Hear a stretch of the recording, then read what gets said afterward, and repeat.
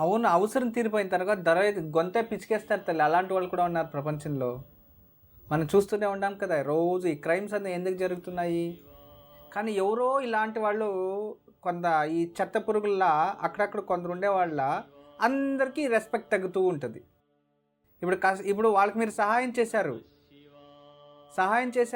కానీ వేరే వాళ్ళకి జీవితంలో ఈమె చేసిన పనికి వేరే ఎవరికన్నా సహాయం చేయాలి అనిపిస్తుందా? మీకు అనిపించదు కదా?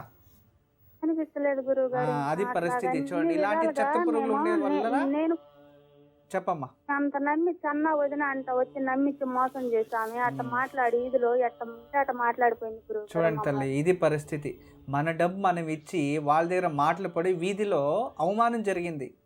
ఎందుకు కావాలమ్మా మనకి ఈ సహాయాలు అనిపించదా ఒక్కొక్కసారి? అవును గురువు. కానీ వీటికంతా బాధపడకండి తల్లి. మీ రుణంలో వాడు బతికాడు.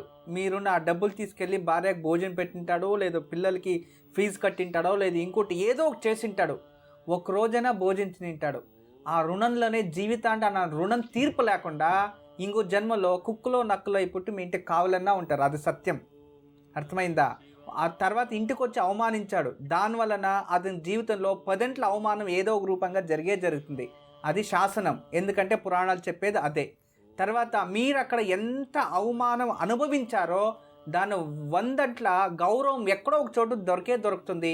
అది మీ పిల్లలు మంచిగా అయ్యి వాళ్ళు పెద్దగా అయ్యి వాళ్ళ నుంచి గౌరవమో ఇంకొక రూపంలో ఏదో ఒక రూపంగా మనకు ఖచ్చితంగా మంచి జరుగుతుంది తల్లి. దాని గురించి మీరు ఎప్పుడూ బాధపడకండి. దానివల్ల జీవితంలో మన దగ్గర ఉంటే అయినంత వరకు సహాయం చేయండి, లేదా కలకుండా అయిపోండి. భగవంతుడు ఉన్నాడు, నేను నమ్మాను, నేను పూజిస్తే నాకు వరాలు ఇస్తాడు, లేదా నేను కష్టపడితే ప్రతిఫలం ఇస్తాడని భగవంతుని నమ్మకం ఉండాలి. నేను పైన ఇంకా దుమితే భగవంతుడు క్యాచ్ పట్టుకుంటాడు అంటే అది అతి నమ్మకం, మూర్ఖత్వం. అర్థమైంది కదా? అది పరిస్థితి. మీరు అలాంటి నమ్మకాన్ని ఎక్కువ అతి నమ్మకం ఎవరిపైన పెట్టుకోకండి. కానీ భర్తకైతే చాలా బాగుంది జీవితం. మీరేం ప్రాబ్లం పడే అవసరం ఇది లేదు. మంచి యోగం కూడా ప్రారంభమైంది.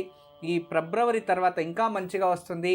కానీ మీ భర్త చేతిలో ప్రతి సోమవారం పుట్టమన్ను 3 పిడికళ్ళు తెచ్చి దాన్ని చక్కగా శివలింగం చేసి దానికి కొబ్బరి నీళ్లతో అభిషేకం చేసి పూజ చేసి సాయంత్రం నీళ్ళల్లో కలిపేసి సాయంత్రం దాన్ని ఇంకోసారి పూజ చేసి నీళ్ళల్లో కలిపి చెట్టుకి పోసేయాలి.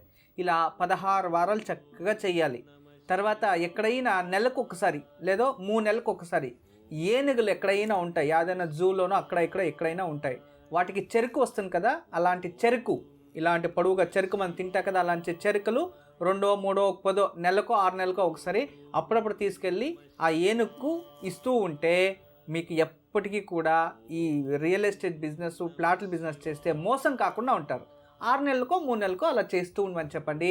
తర్వాత ఏనుగుది వెంట్రుకతో ఉంగరాలు చేసింటారు.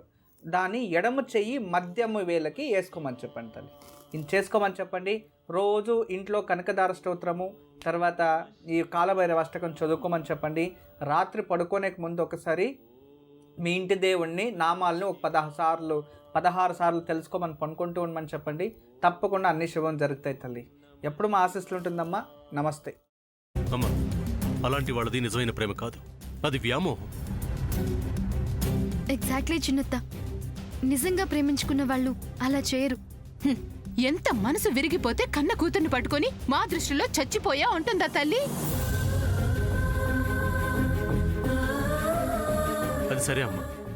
తన కూతురుతో తన మాట అనేటప్పుడు ఆమె మాటల్లో వ్యథ, కళ్ళల్లో బాధ గమనించావమ్మా? పెద్దబాబుకు బర్త్డే విషెస్ చెప్పు కూడా వెళ్ళాం కదా. ఊరికే ఎలా కాలిపోతుంది? మంట పెడితేనో పడితేనో తగలబడుతుంది.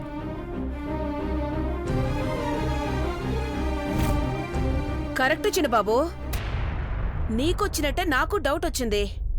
పార్వతే షర్టును తగలబెట్టిందనుకుంటా.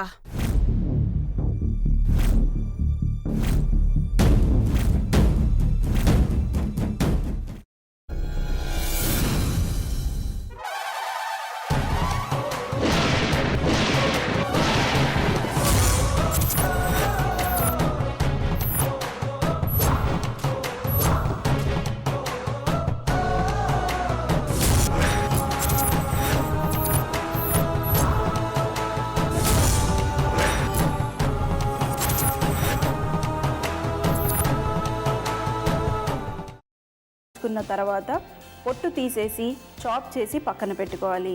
ఒక ప్యాన్లో కొద్దిగా నూనె వేడి చేసి అందులో ఆవాలు, మినప్పప్పు, శనగపప్పు, కరివేపాకు, సన్నగా తరిగి పెట్టుకున్న ఉల్లిపాయలు వేసుకుని 1 నిమిషం పాటు వేయించుకోవాలి. ఆ తర్వాత కాల్చి కట్ చేసి పెట్టుకున్న వంకాయని కూడా అందులో వేసుకుని బాగా మిక్స్ చేసి బౌల్లోకి ట్రాన్స్ఫర్ చేసుకుని అందులో తగినంత చిక్కటి పెరుగు లేదా పల్చటి పెరుగు వేసుకుని మిక్స్ చేసి అన్నంతో కానివ్వండి, చపాతీతో కానివ్వండి సర్వ్ చేసినా చాలా బాగుంటుంది.